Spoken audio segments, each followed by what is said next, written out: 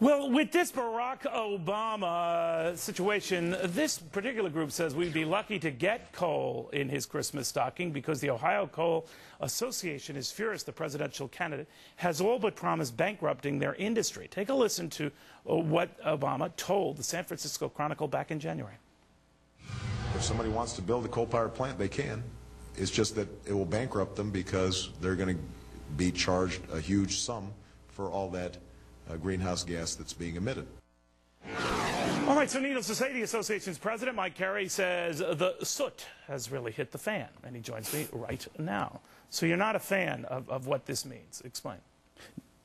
Neil, great to be with you. No, I think the comment speaks for itself. Bankrupting an industry at a time when many places in eastern Ohio, southern Ohio, western Pennsylvania, West Virginia, and even western Virginia are really being hurt economically. When any major candidate stands up and says bankrupting a particular industry, hey, that's scary stuff. But, you know, Mike, the Obama folks are trying to explain this, that they're just explaining stated policy now, that it is very cost prohibitive, regulatory prohibitive, to build a coal plant in this environment now.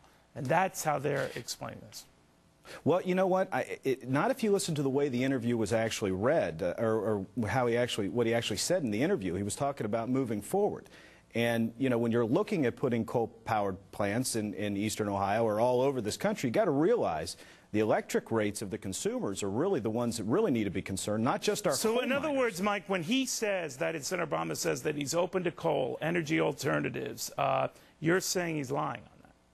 No, I'm not saying he's lying because, you know, and I think that, you know, I think Senator Biden's an honorable person, but I think what he said is that, you know, these caps will be so expensive, you know, you'll bankrupt an industry. I see. You know, look, that's not good. Let me ask you, Mike, we tried to get a statement from the Obama folks. They wouldn't provide one directly to us, but they, which by the way is could be a preview of coming attractions. They don't seem to flip over me, but I digress. I'm not vulnerable. I've moved on.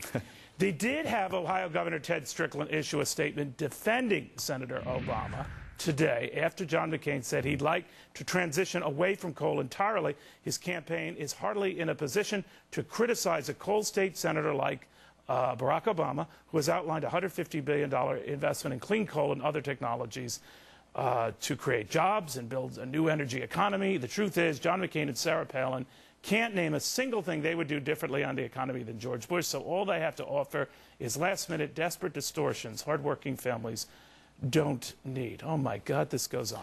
More Washington-style political attacks. They need a president who will create jobs and stand up for the middle class, and that is Barack Obama. Okay. All right, what do you make of that? Okay. Well, first off, let me just say, Ted Strickland is from coal country, and believe me, he understands coal, and I think that's why in the primary, you know, he's a great governor, he's done a lot of good things, and I think that's why he supported Hillary Clinton. But I think at the end of the day, I'm not talking about the political parties. This can be Republican or Democrat or independent.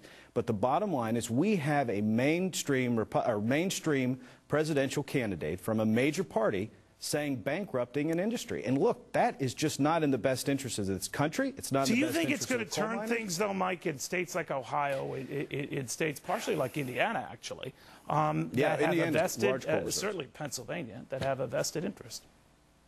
You know, look, here's the bottom line. I think not only the coal miners, but we got to go back to the energy. I mean, coal provides the lowest cost electric rate for electric consumers in the nation. And, you know, that will clearly hit the pocketbook of the average working family out there if we go into this massive cap-and-trade policy. And it's very scary. All right. Mike Carey, and of course to the Obama folks, if you have any other statement you'd like to read, quotes from War and Peace, The Great Gatsby, hey, we're here. All right, now to a man who knows what it's like